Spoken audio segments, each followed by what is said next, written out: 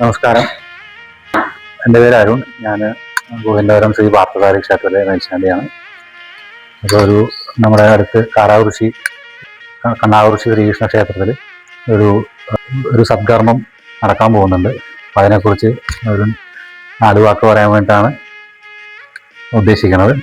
അപ്പോൾ കണ്ണാകുറിശി ശ്രീകൃഷ്ണ ക്ഷേത്രത്തിൽ ഈ വരുന്ന മെയ് മാസം 9-ാം തീയതി മുതൽ മെയ് മാസം 19-ാം തീയതി വരെ ദശാവതാര ചാർത്ത്, കണ്ണടം ചാർത്തി 10 ദിവസം എല്ലാ മഹാവിഷ്ണുവിൻ്റെ എല്ലാ രൂപങ്ങളും എല്ലാ അവതാരങ്ങളും മുഴുവനായി ചാർത്തിയിട്ടുള്ള ഒരു മഹോത്സവ പരിപാടി നടക്കുന്നുണ്ട്.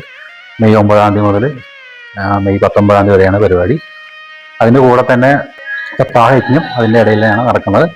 അപ്പോൾ ഈ ചുറ്റുവട്ടത്തൊക്കെ നടക്കാത്ത ഒരു വലിയ കാര്യമാണ്.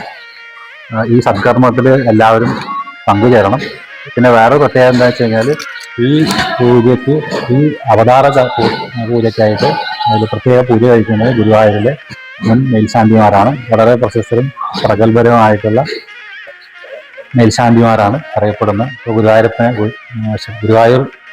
ഗുരുവായൂരപ്പനെ പൂജിച്ച അതേ ആളുകൾ ഈ ക്ഷേത്രത്തിൽ വന്നിട്ട് കണ്ണാകുറിശി അമ്പലത്തിൽ ശ്രീകൃഷ്ണ ഭഗവാനെ പൂജിക്കാൻ ഈ 10 ദിവസവും 10 ആളുകൾ പ്രത്യേകമായിട്ട് വിശേഷാൽ പൂജകൾ ഉണ്ടാവും. അപ്പോൾ ഈ പരിപാടിക്ക് ആളുകളുടെ എല്ലാ സഹകരണങ്ങളും അഭ്യർത്ഥിക്കുന്നു. അതുകൂടാതെ ഇതിൻ്റെ ഒരു പ്രത്യേകത എന്ന് വെച്ച് കഴിഞ്ഞാൽ, ഈ 10 ദിവസവും ഈ 10 ഗുരുവായൂർ മുൻ മേൽശാന്തിമാർ പങ്കെടുക്കുന്നു എന്നുള്ളതാണ് ഒരു പ്രധാനമായിട്ടുള്ള കാര്യം. വളരെ ഭംഗിയായിട്ട് എനിക്കത് വന്നു കഴിഞ്ഞാൽ നേരിട്ട് കാണാൻ കഴിയും. അപ്പോൾ ഇതിന് വേണ്ട സഹായങ്ങളും സഹകരണങ്ങളും, പ്രത്യേകിച്ച് ആളുകളുടെ പാർട്ടിസിപ്പേഷൻ, എല്ലാവരെയും പാർട്ടിസിപ്പേഷൻ വേണം. അപ്പോൾ ഈ ഒരു പരിപാടി, ഈ മുഴുത്താപ്പ് മഹോത്സവം വളരെ ഭംഗിയായിട്ട് നടത്തിത്തരണം.